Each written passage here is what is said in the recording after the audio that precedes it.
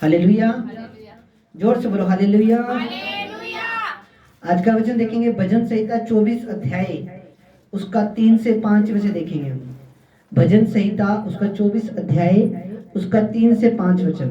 यहाँ पे लिखा, यहोवा के पर्वत पर कौन चढ़ सकता है और उसके पवित्र स्थान में कौन खड़ा हो सकता है, जिसके काम निर्दोष और हृदय शुद्ध हो, जिसने अपने मन को व्यर्थ बात की ओर नहीं लगाया और न कपट से शपथ खाई है, वह यहोवा की ओर से आशीष पाएगा और अपने उद्धार करने वाले परमेश्वर की ओर से धर्मी ठहरेगा। आमीन।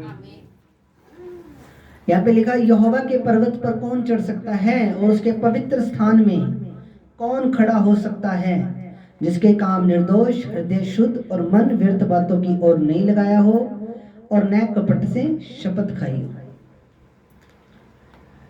यहोवा का पर्वत जो है वो सिय्योन पर्वत उसका नाम है।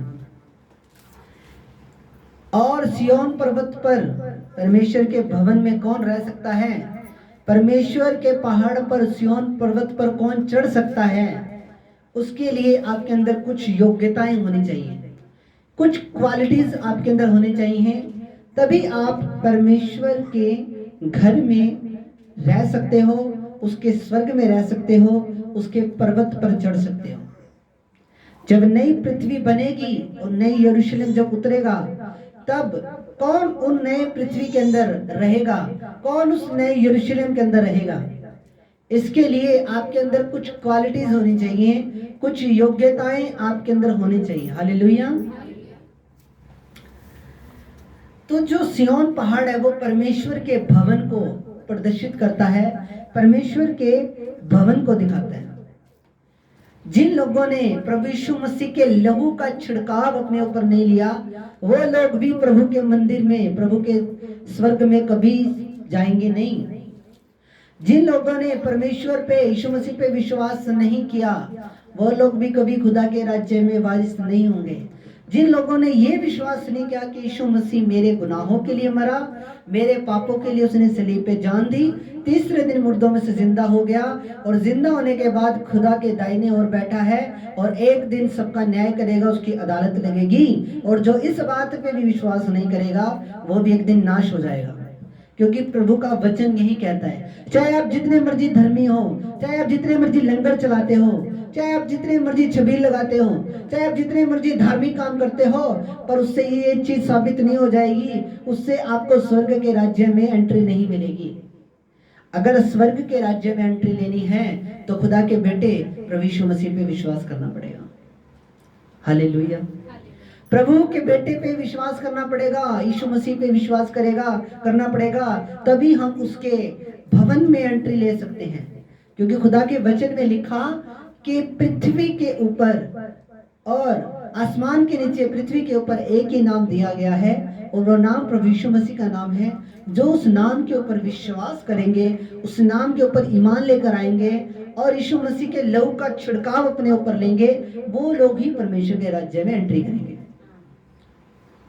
चाहे व्यक्ति जितना मर्जी धर्मी हो, जितना मर्जी अच्छे काम करता हो, पर स्वर्ग के अंदर एंट्री नहीं है। क्योंकि परमेश्वर का वचन क्या कहता है, प्रभु का वचन हमें क्या बोलता है कि जो यीशु मसीह पे विश्वास करेंगे वही उस आराम के अंदर, उस अनंत काल के जीवन के अंदर प्रवेश करेंगे। प्रभु यीशु मसीह ने बोला कि अनंत काल का जीवन मेरे पास है और अनंत काल का जीवन, इटर्नल लाइफ मैं तुम्हें दे सकता हूं। प्रभु के पास है, इसलिए प्रभु आपको दे सकता है। उसके पर्वत पर कौन चढ़ सकता है, उसके लिए आपके अंदर कुछ क्वालिटीज होनी चाहिए। पहली क्वालिटी क्या होनी चाहिए, यहाँ पे लिखा, जिसके काम निर्दोष हो। जिसके काम निर्दोष हो, यानी कि आपने एक निर्दोष रहना है, आपने कभी भी किसी भी चीज के अंदर दोषी नहीं बनना, आपने कभी कोई भी ऐसा काम नहीं करना जिससे कि आप दोषी ठहरो, आपने निर्दोष रहना है। क्योंकि बाइबल में लिखा, यीशु मसीह, पवित्र शास्त्र में लिखा कि यीशु मसीह गाली के बदले गाली नहीं देता था। यीशु मसीह को जब लोग सलीब पे चढ़ा रहे थे, क्रूस पे चढ़ा के कोड़े मार रहे थे, यीशु मसीह उल्टा उनके लिए दुआएं कर रहा था। यीशु मसीह ने, बाइबल में लिखा, वो निष्कलंक मेमना जो पूरे जगत का पाप उठा के ले गया, तो हमें भी निष्कलंक रहना है, निर्दोष रहना है। आगे लिखा वचन में, जिनके हृदय शुद्ध हों। पहली क्वालिटी निर्दोष, दूसरी क्वालिटी क्या? जिनके मन शुद्ध हों। बाइबल में लिखा, मत्ती की पुस्तक उसके 5 उसके 8 में लिखा, धन्य हैं वे लोग, आशीषित हैं वो लोग, धन्य हैं वो लोग जिनके धन्य वे लोग जिनके मन शुद्ध हैं, क्योंकि वो परमेश्वर पिता को देखेंगे एक दिन। जिनके मन शुद्ध नहीं है, जिनके मन के अंदर पाप है, गंदगी है, वो लोग कभी पिता परमेश्वर को नहीं देखेंगे। जिनके मन शुद्ध है, जिनके अंदर पवित्रता ही है, और जिन्होंने अपनी पवित्रता ही को, अपने अभिषेक को खराब होने नहीं दिया, अपने तेल को, अपनी अनॉइंटिंग को खराब होने नहीं दिया, वही लोग एक दिन खुदा के राज्य के अंदर एंट्री करेंगे। जिनके हृदय शुद्ध हों, जिनके मन शुद्ध हों, वही एक दिन परमेश्वर को देखेंगे। यीशु मसीह पे विश्वास बहुत लोग करते हैं, पर यीशु मसीह क्या कहता है कि तुम मेरे करैक्टर में चलो, मेरे चरित्र में ढलो, मेरे पद चिन्हों पे चलो, मेरे चरित्र पे चलो। यीशु मसीह पे बहुत से लोग विश्वास करते हैं। वो लोग प्रसाद भी खाते हैं, लंगर भी खाते हैं, छबिले भी पीते हैं, वो लोग मूर्ति पूजा भी करते हैं। बहुत लोग यीशु मसीह विश्वास करते हैं। बहुत लोग ये भी विश्वास करते हैं कि यीशु मसीह खुदा का बेटा है, यीशु मसीह भी एक परमेश्वर है, पर करेक्टर नहीं है। करेक्टर, बाइबल क्या कह रही है? बाइबल आपके करेक्टर को चेंज करने की कोशिश करती है। आपके सबसे ज्यादा जो बाइबल काम करती है वो आपके चरित्र पे काम करती है, क्योंकि पाप एक रोड़ा है, एक रुकावट है जो आपको स्वर्ग जाने से रोकते हैं। तो बाइबल में लिखा, जिसके पास शुद्ध हृदय है, खुदा के वचन में लिखा, तो सबसे अधिक अपने मन की रक्षा कर, क्योंकि जीवन का मूल स्रोत यही है। मन की रक्षा कैसे होगी? मन की रक्षा होगी बाइबल पढ़ने से, मन की रक्षा होगी प्रार्थना करने से, मन की रक्षा होगी रोजे रखने से, मन की रक्षा होगी हर संडे चर्च आने से। क्योंकि आपको पता है, जब आप संडे चर्च आते हो तो आप 6 दिन का आत्मिक भोजन लेके जाते हो। ये जो अनॉइंटिंग, ये मसा जो लेके जा रहे हो, ये 6 दिन आपकी रक्षा करेगा। ये जो टीचिंग आज आप यहाँ पे लेके जा रहे हो, उसके बाद आप YouTube पे भी सुनोगे। तो उसके बाद मैं जो बता रहा हूं आपको कि जिनके मन शुद्ध हैं, वो एक क्वालिटी, एक योग्यता है स्वर्ग में जाने की। जिनके मन शुद्ध हैं वो परमेश्वर को देखेंगे, वो परमेश्वर के पवित्र पर्वत सिय्योन पे चढ़ेंगे, वो परमेश्वर के घर में जाएंगे, वो एक दिन परमेश्वर के भवन में रहेंगे। जिनके मन शुद्ध हैं, जिनके हाथ निर्दोष हैं। हालेलुया। आगे वचन में लिखा, जिसके काम निर्दोष, जिसके मन शुद्ध, और जिसने अपने मन को व्यर्थ बात की ओर नहीं लगाया।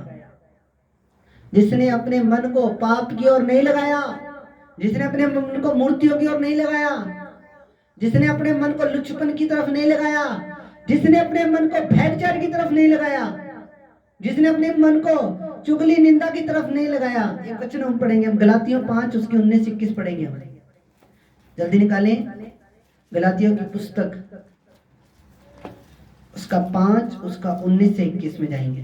Thank you Jesus, hallelujah.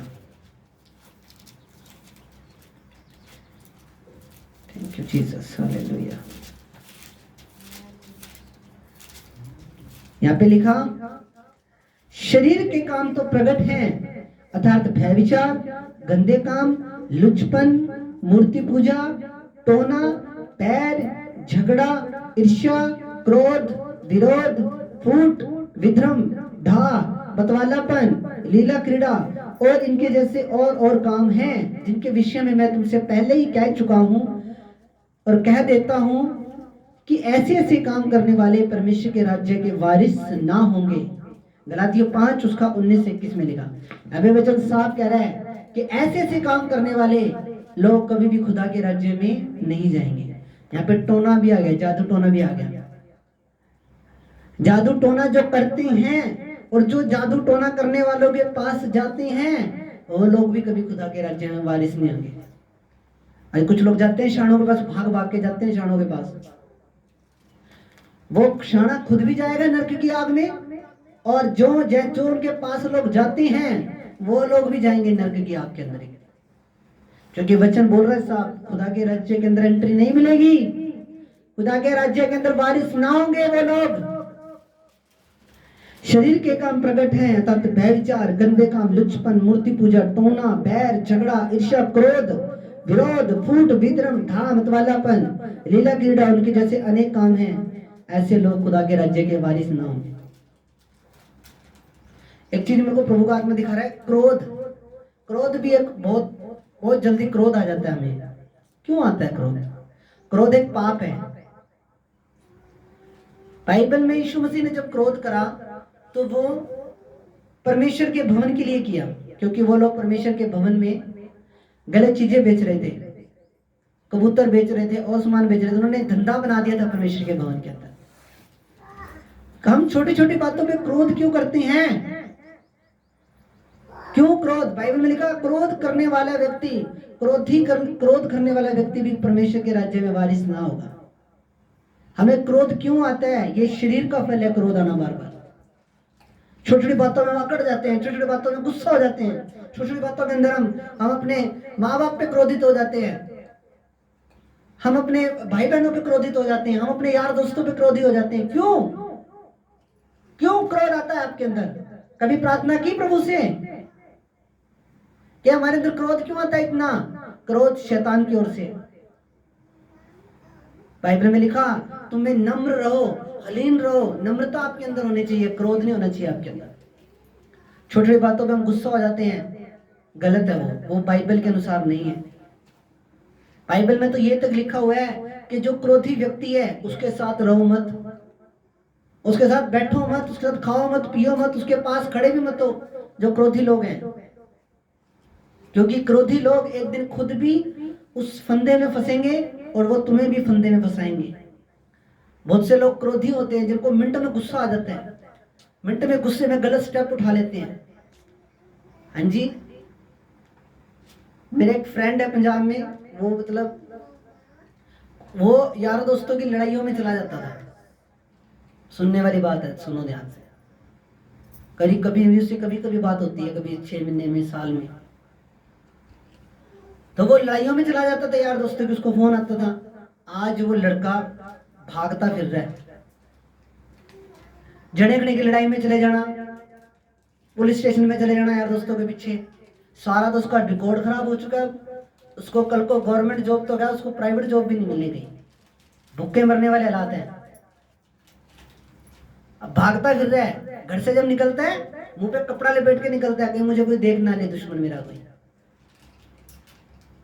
क्रोध मत करो, लड़ाई झगड़ा, यहाँ पे लिखा मूर्ति पूजा, जादू टोना, बैर, झगड़ा, ईर्ष्या, क्रोध, फूट, विद्रम, ये सब शैतान के फल हैं, प्रभु के फल नहीं है।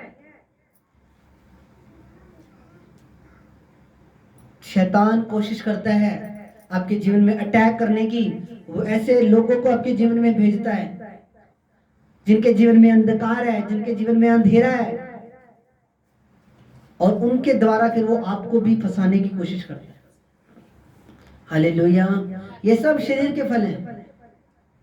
मूर्ति पूजा, जादू टोना करना, भय विचार, खुदा के राज्य में एंट्री नहीं है। दरवाजे बंद है उसके लिए, स्वर्ग के हमेशा के लिए। इसलिए बहुत केयरफुल रीति से चलो। बाइबल में ये कहती है हमें क्रोध नहीं करना। क्रोध करने से पहले 100 बार सोचा करो इसका रिजल्ट क्या आएगा बाद में। हाँ जी, जब भी गुस्सा करो तो गुस्सा करने के बाद ये चीज पहले सोच लेना 5 मिनट कि आज मैं गुस्सा कर रहा हूं तो इसका बाद में रिजल्ट क्या निकल के आएगा। इसमें इस रिजल्ट जब निकल के आएगा तो इसमें मेरा नुकसान है कि मेरा फायदा है, पहले सोच ला करो। पता नहीं प्रभु का आत्मा किससे बात कर रहे हैं, पर मेरे मन में आया तो मैंने आपको बताया। हालेलुया। कुछ क्वालिटीज होनी चाहिए आपके अंदर स्वर्ग जाने के लिए। आपका मन शुद्ध होना चाहिए, व्यर्थ बातों की ओर आपका मन नहीं लगना चाहिए। व्यर्थ बातों की ओर अपने मन को मत लगाओ। व्यर्थ बातें एक दिन आपको नरक में ले जाएंगी। व्यर्थ बातों में कुछ नहीं पड़ा, बाइबल में सब कुछ पढ़ा है, पवित्र शास्त्र में सब कुछ पढ़ा है। बाइबल में लिखा जो अंग तुझे ठोकर खिलाए उन अंगों को काट डाल।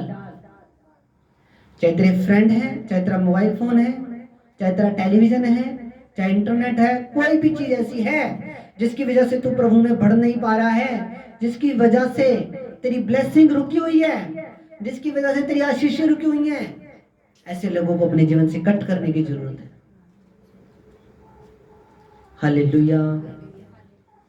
आगे वचन में लिखा, एक वचन, इसी को दोबारा एक वचन हम और पढ़ेंगे, प्रकाशित वाक्य 21:8। प्रकाशित वाक्य 21:8 निकालेंगे हम। Thank you Lord Jesus. यहां पे लिखा, परंतु डरपोकों और अविश्वासियों और घिनौनों और हत्यारों और भयविचारियों और जादू टोना करने वालों और मूर्ति पूजकों और सब झूठों का भाग उस झील में मिलेगा जो आग और गंधक से जलती रहती है, यही दूसरी मृत्यु है। अब ऐसे लोगों के लिए देख लो अब आप क्या स्थान प्रभु ने रखा हुआ है। ऐसी झील है एक, और ये झील नहीं, ये झील मैंने देखी हुई आत्मा में, ये एक बहुत बड़ा समंदर है, एक बहुत बड़ा समंदर है। क्योंकि एक दुष्ट आत्मा ने मुझसे पंगा ले लिया था, स्वर्गदूत उसको पकड़ के, दुष्ट आत्मा को उस समुद्र के अंदर गाड़ के आया था। मेरे को प्रभु ने दिखाया कि देख इसका मैं क्या हाल कर रहा हूं। हालेलुया, तारीफ करो प्रभु के एक बार। एक बहुत बड़ी झील है, समुद्र टाइप बहुत बड़ी आग की झील है। वो झील, वो दूसरी मौत उसको बोला गया है। हाँ जी, नरक की मृत्यु दूसरी मृत्यु है। वो नरक की जो मौत है वो दूसरी मृत्यु है, और उस मृत्यु से प्रभु आपको बचाना चाहता है। हालेलुया। आपके जो अंदर की जो वो है ना, जो स्पिरिट है, वो मेन है, उसको बचाना है हमने। सारा इतना तामझाम, ये जो चर्च बना रहा हूं मैं, इतना कुछ कर रहा हूं, सब कुछ छोड़ छाड़ के प्रभु यीशु मसीह धरती पे आए, स्वर्ग की महिमा छोड़ के, सब कुछ छोड़ के, इतना कुछ किया गया। किस लिए किया गया? जो आपकी रूह है, उस रूह को बचाने के लिए। चाहता तो मैं भी एक अच्छी जॉब कर लेता कहीं पे भी, हाँ जी, पर नहीं। खुदा का विजन क्या है, खुदा का दर्शन क्या है? रूहें बचाओ। क्योंकि लोगों को पता नहीं है, लोग अपने बड़े मारते रहते हैं, पर लोगों को पता नहीं है। हालेलुया। लोगों को नहीं पता कुछ भी, लोग अपने बड़े मारते रहते हैं, बस पता सता है नहीं कुछ, सच्चाई का पता नहीं है। सच्चाई का पता हो तो कभी प्रभु को छोड़ के इधर उधर जाए ना। पर हमने ऐसे लोगों के लिए दुआएं जरूर करनी है। प्रभु के राज्य के अंदर अगर जाना है तो 4 क्वालिटी आपके अंदर होनी चाहिए। आपके हाथ निर्दोष होने चाहिए, आपके पास एक शुद्ध मन होना चाहिए, और आपने अपने मन को व्यर्थ बातों की ओर नहीं लगाना। ये थोड़ा मुश्किल है। अपने मन को व्यर्थ बातों की ओर लगाना। हालेलुया। अपने मन को व्यर्थ बातों की ओर लगाने से हटाओ। सबसे बड़ा दुश्मन जो आज के टाइम में शैतान जो सबसे ज्यादा काम कर रहा है ना, वो मोबाइल के द्वारा कर रहा है। मोबाइल के द्वारा कर रहा है, नहीं कर रहा? क्योंकि पहले जब पाप करवाना होता था इंसान से, शैतान को, तो पहले इतने संसाधन उपलब्ध नहीं थे उसके पास। पहले सीढ़ियां आती थी, डीवीडियां आती थी, हाँ जी, पहले बड़े पंखे थे। इंटरनेट भी देखना है तो 30 रुपए लेके कंप्यूटर की दुकान पे जाके, साइबर कैफे में जाके फिर चलाना पड़ता था। पर आप क्या है, आप इंटरनेट के ऊपर आप कोई अच्छी चीज भी देखोगे तो भी ऑटोमेटिक आपके सामने गलत चीज आएगी निकल के। आप कोई अच्छी चीज भी देखोगे, अगर आप ऐसे कोई अच्छी चीज भी देख रहे हो तो भी गलत चीज निकल के सामने आती है। होता है नहीं होता ऐसे? और वही शैतान आपको ट्रैप करता है, आपको पकड़ने की कोशिश करता है। इसलिए केयरफुल रहो। जो भी चलाते हो सोशल मीडिया, कुछ भी चलाते हो, केयरफुल रहो उसको, क्योंकि शैतान कोशिश करता है आपको पाप में गिराने की। क्योंकि जब तक आप पाप में गिरोगे नहीं, वो आपके ऊपर अटैक नहीं कर सकता, क्योंकि आपके ऊपर एक बाड़ा लगा हुआ है सुरक्षा का। पहले वो कोशिश करेगा पाप में गिराने की, उसके बाद आपके ऊपर अटैक करने की कोशिश करेगा, आपको उसके ऊपर ग्रिप करने की कोशिश करेगा, आपको पकड़ने की कोशिश करेगा। हालेलुया। तो आप कहते हैं 4 क्वालिटीज होनी चाहिए। आपके हाथ निर्दोष हो, आपके मन शुद्ध हो, आपने अपने मन को व्यर्थ बातों की ओर नहीं लगाना, और चौथी चीज, आपने हमेशा सच बोलना है। क्या करना है? बोलो। आपने हमेशा सच बोलना है। अगर चर्च में हो तो चर्च ही बोलो, अगर वाल्मीकि चौक हो तो वाल्मीकि चौक ही बोलो। कई लोग होते वाल्मीकि चौक मतलब बस स्टैंड हो। हाँ जी, झूठ नहीं बोलना, झूठ नहीं बोलना। झूठ बोलने झूठ आपको लगता है कि हाँ छोटा सा पाप है, नहीं, छोटा पाप नहीं है। अगर आप यहाँ पे देखें वचन के अंदर, तो सब झूठों का भाग, बोलो सब झूठों का भाग, सब झूठों का भाग, बोलो सब झूठों का भाग उस झील में मिलेगा जो आग और गंधक से निरंतर जलती रहती है। यहाँ पे लिखा है झूठ बोलने वाले भी खुदा के, बड़ा छोटा सा लगता है, झूठ बोल देते हैं। आप झूठ नहीं बोला, हम झूठे परमेश्वर की संतान नहीं है, हम सच्चे परमेश्वर की संतान है। तो हमें सच ही बोलना है हमेशा। तुम्हारी बात हाँ की हाँ, नहीं की नहीं। अगर इससे अधिक कुछ है तो वो शैतान की ओर से है। अगर कोई काम कर सकते हो तभी उसको हाँ भरो, ऐसा ना हो कि उसको लटका दो। हालेलुया। लटकाने वाले बहुत है इस दुनिया के अंदर। लटकाओ मत किसी को। अगर आपसे हो सकता है तो हाँ बोलो, नहीं हो सकता क्लियर ना करो उसको, कोई चक्कर नहीं। बुरा मानेगा एक बार मानेगा, कोई दिक्कत नहीं है। हाँ की हाँ, ना की ना। किसी को लटकाओ ना, इससे प्रभु की बेइज्जती होती है। पहले का पता क्या कहते हैं? यीशु मसीह को मानने वाला है, फिर शैतान को मौका मिलता है प्रभु के ऊपर फिर बोलने का। फिर अगले ऐसे बोलते हैं कि यीशु मसीह को मानने वाला है, झूठ बोलता है। इसलिए तुम्हारी बात हाँ की हाँ, नहीं की नहीं हो। सच्चाई बोलो, हमेशा सच बोलो। सच बोलने से कभी घबराओ मत। सच्चाई कौन है? प्रभु यीशु मसीह है। सच मत कभी सच बोलने से कभी मत डरो, सच बोलने से कभी मत घबराओ। हालेलुया। खुदा आपको आशीष देने वचनों के द्वारा। एक व्यक्ति के धर्मी होने से, एक व्यक्ति के जगराते कराने से, एक व्यक्ति के लंगर चलाने से ये डिसाइड नहीं हो जाएगा, ये निर्णय नहीं हो जाएगा कि वो व्यक्ति स्वर्ग जाएगा। स्वर्ग जाने का एक ही रास्ता है, जन्नत जाने का एक ही रास्ता है, और वो प्रभु यीशु मसीह। हालेलुया। तारीफ करो परमेश्वर की जोर से। कई लोगों का विश्वास इंसानों के ऊपर है, बाबाओं के ऊपर है, तांत्रिकों के ऊपर है। ऐसे लोग श्रापित है, ऐसा बाइबल में लिखा हुआ है। धन्य वो लोग जिनका विश्वास सेनाओं के यहोवा परमेश्वर पे है, और श्रापित है वो मनुष्य है जिसका विश्वास किसी इंसान के ऊपर है। हालेलुया। तो खुदा आपको इन वचनों के द्वारा ब्लेसिंग दे, आशीषित करे। आओ हम दुआ करते हैं जो वचन आपने सुने, इन वचनों के लिए। महान और जीवित अनुग्रहकारी पिता प्रभु यीशु मसीह, आपका धन्यवाद, स्तुति हो प्रभु। पिता, जो वचन आज आपकी कलीसिया ने सुना है प्रभु, और जो लोग ऑनलाइन सुनेंगे पिता परमेश्वर आत्मा उनके जीवनों में भी कार्य करे प्रभु। जितने लोग आ जाए उन सबको ब्लेस करो, आशीषित करो पिता।